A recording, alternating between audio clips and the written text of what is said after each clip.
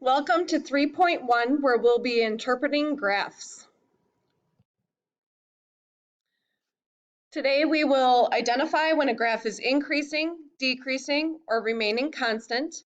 We will determine the domain and range of a graph, and we will distinguish between a continuous or discrete graph. That is a lot, and we will break it down one at a time. A graph is increasing when the y values are going up from left to right. So that means as the x value increase, as I move along left to right, the y values also increase. A decreasing graph is when the graph goes down from left to right. So as the x increases again, the y values this time decrease. And if a graph remains constant when the graph is a horizontal line. I like how you can put arrows, how it's going up, that's an increasing. Decreasing is when we go down left to right, and there is a little bit of an increase there, but overall it's decreasing, and then remaining constant is a horizontal line. Please hit pause and take a moment to read that.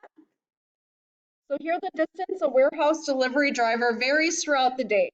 The graph shows the distance from the warehouse for a day from 8 until 5 p.m. So the distance is actually from the warehouse. It's not the total distance, but it's how far we are away from where we left.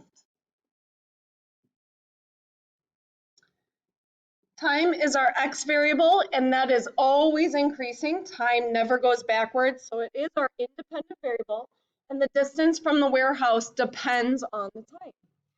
All right, let's read through. Segment 1 shows that a delivery van moved away from the highway. What does segment 2 show? Well, segment 1 shows that it is moving away from the warehouse, and segment 2 is also increasing, which is also moving more away from the warehouse.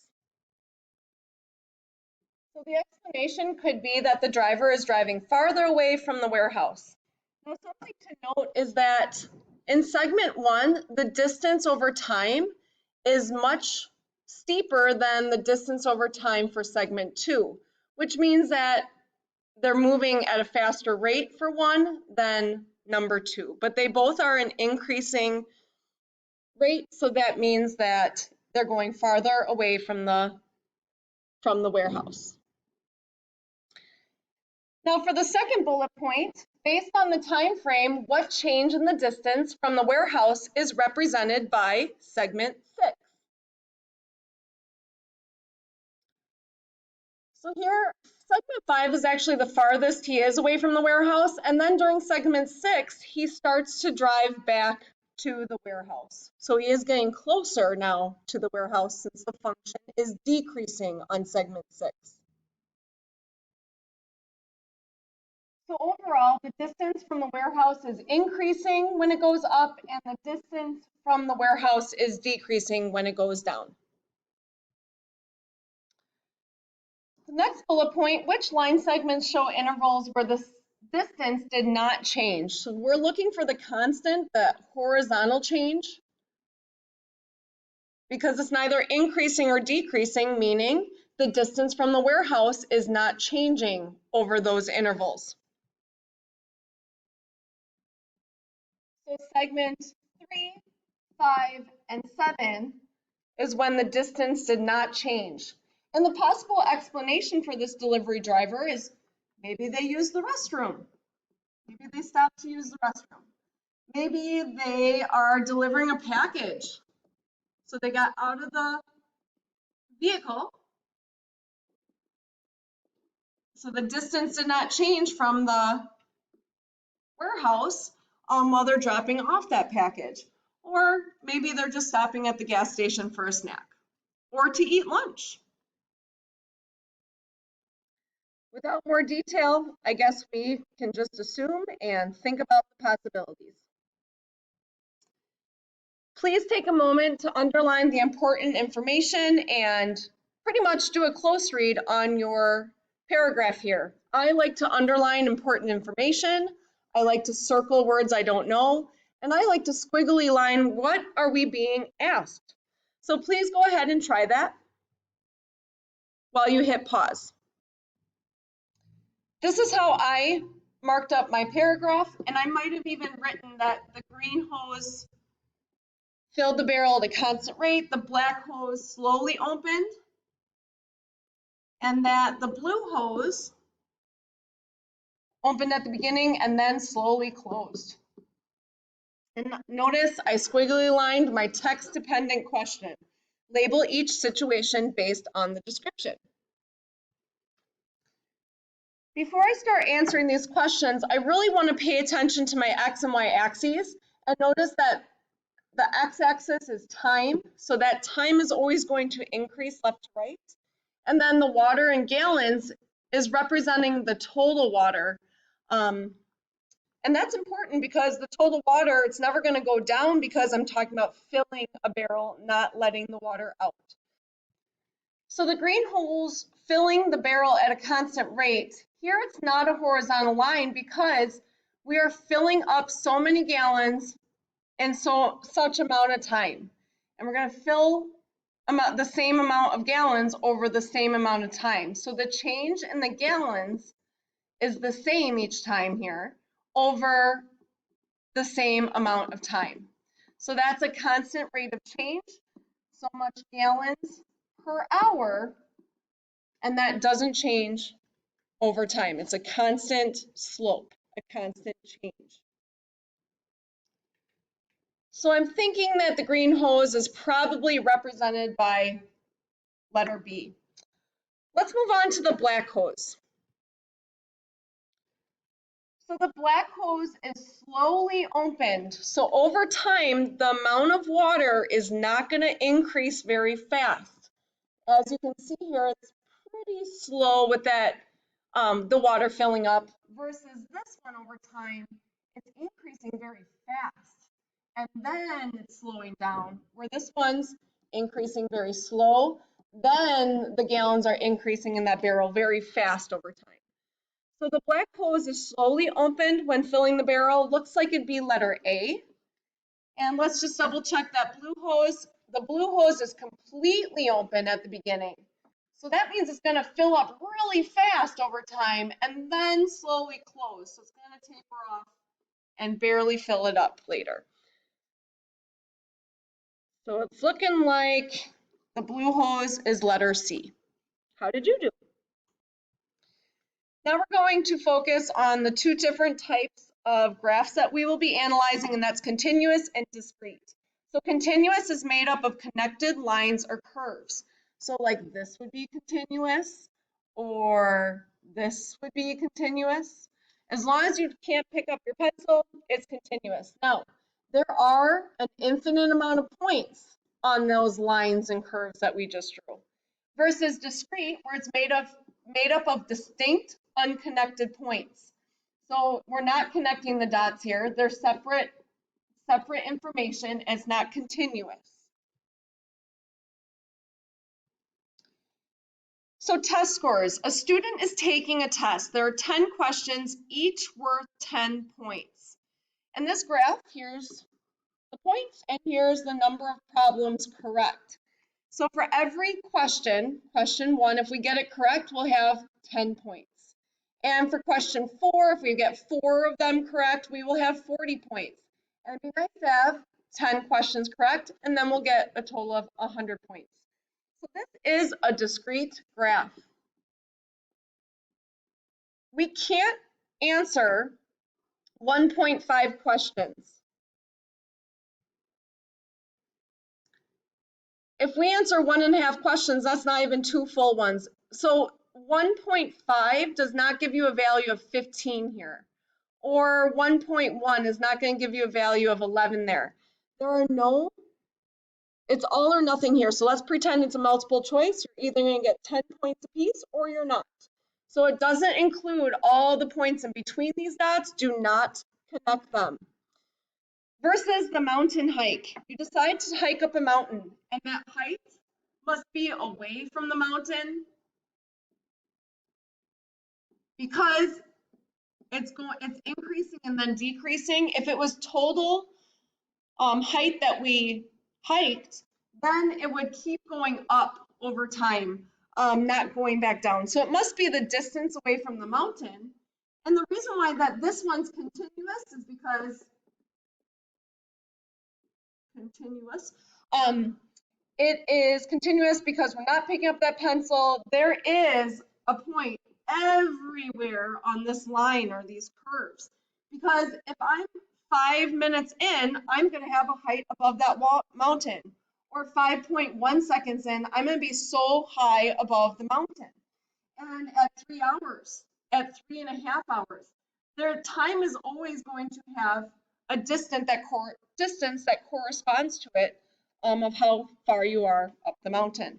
So that's not just 1 second, 2 seconds, 3 seconds, it's all the time in between as well. All right, the last bit of information is domain and range. Domain are all the x values that exist on this graph, and the range are all the y values. So domain, another thing I like to say is it's the leftmost to the rightmost. When does it stop going left? When does it stop going right? So as I look here on the x, the domains, I know that I have a point at 0, 0, at 520, at 1040, and also all the points in between, because it's continuous. So the domain is an interval, and the leftmost it goes is the 0 value, and the rightmost it goes is 50. So 0 to 50 is our domain. And I like to write that like this as well. That is saying all the x values between 0 and 50, including the endpoints. Now let's look at the range. The range is the set of y values, and that would be the lowest y values to the highest y values. All right, so looking at our graph, because it's continuous, we will have y values all in between at those heights. And the lowest those y values are is at 0. And the highest is not here at 55 because there still is a graph above it. We still have y values above that. So we need to go all the way up to this 70 on the y-axis because that's the window where we have the y values from 0 to 70. We've got a height. And to write that with an inequality would be that the y values are in between 0 and 70. Now we could go a little bit further and say that between 0 and 50 seconds, because the x is represented by time and the y's are represented by the position in meters. So 0 to 70 meters could also be added to that. And the last trick, domain. D comes before R in the alphabet. X comes before Y in the alphabet. So that might help to memorize the domain versus the range. Please take a moment to answer the questions on the right before watching the rest. All right, is this graph discrete or continuous? So the test scores for 10 weeks, this looks like week 1, we have 10 scores. Week 2, we've got 9 scores.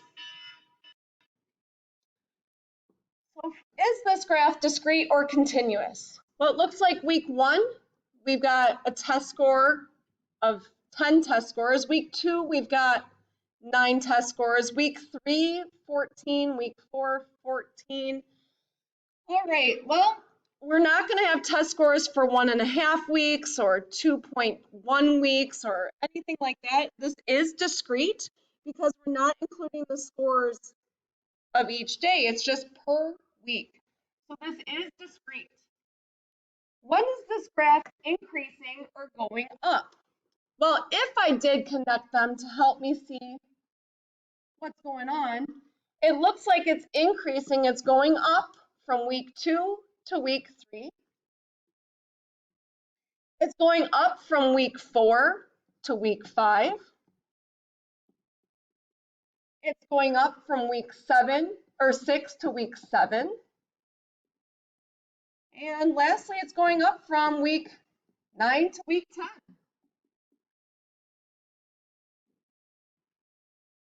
Please note that I used the X values for the intervals of the increasing, not anything to do with the Y's. We knew the Y's were going up, and I was just asking where. Okay, so those were the intervals of increase. Now let's look at where the graph is decreasing. Well, from this point to this point, the Y values went down, so that is decreasing. So weeks 1 to week 2, the test scores decreased, the amount of test scores decreased. Then from week 5 to week 6, that's going down. And from week 7 to week 8, and then also to week 9. So from week 7 to week 9, it increased. Now this was increasing at a faster rate than this one, but it is still going down. Do you see it? All right. When did the graph remain constant? Well, you might think from here to here, but it actually decreased and then increased. The average rate of change was 0, was constant, but not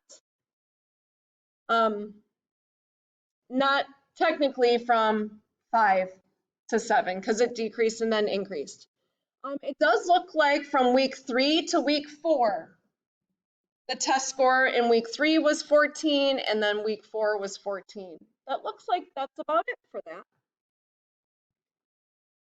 Now for the domain. Domain are all the possible X values of our graph, and the range are all the Y's. So the domain, where do we have an X value? Well, at week 1, we had a score of 10. Week 2, we had a score of 9. Week 3, we had a score of 14. I want all of these X values. So it looks like just we have an X value at week 1, week 2, week 3, 4, all the way up to week 10. Now the range. All right, the range, we have a Y value here at 10, because week 1, we have a Y value of 10 test score, week 2, test score of 9. So these are being represented on the Y's. So this is part of the range. Now, since we've got some repeats here, we don't need to include them more than once. All right, so it looks like we've got a range of a test score of 9, 10, 12, 14, 15, and 16. Now for our last graph. All right, looks like the temperature between 6 a.m. and midnight is what we're seeing here. And this is not like 10, it's probably 47-ish. All right, is this graph discrete or continuous? It is definitely continuous. They are not just random points. When is this graph increasing? Well, it's going up between 6 a.m. until noon. So I'm going to say 12 o'clock p.m. And that looks like that's about it for the increasing. Now the decreasing, it's going to start to go down at noon. The temperature is going down, and that's going down a lot faster. So it's decreasing from 12 o'clock p.m., noon, and it goes all the way until 12 o'clock a.m., which is midnight. There is no points where the graph is constant, so we're going to say nothing there. Now for domain and range. The domain includes all of the possible times because there are X values. And we are talking about 6:01 and 6:32.5 seconds kind of thing. So we are including all of the times in between. So our domain is all the way from 6 a.m. until midnight. 6 a.m. until midnight, so 12 o'clock a.m. Now the range are the heights, the temperatures. So the range here, let me erase this first. Oops. So the range are all the possible Y values, And it looks like it's probably starting at 47. I don't care if that's where it starts, but we do have a location on that y, or we do have a y value there. And it goes all the way up, not to here, but all the way up to 70. It's that window. So we have a range from about 47 degrees, we're going to estimate there, and it goes all the way up to 70 degrees. So there's our y values. Our range is about 47 degrees until 70 degrees. All right, that concludes our lesson. Ask yourself, can you determine whether a graph is continuous or discrete? Whether it's increasing, decreasing, or remaining constant? And can you identify the domain and range of those continuous and discrete graphs? Good luck with your assignment. Let us know if you have questions.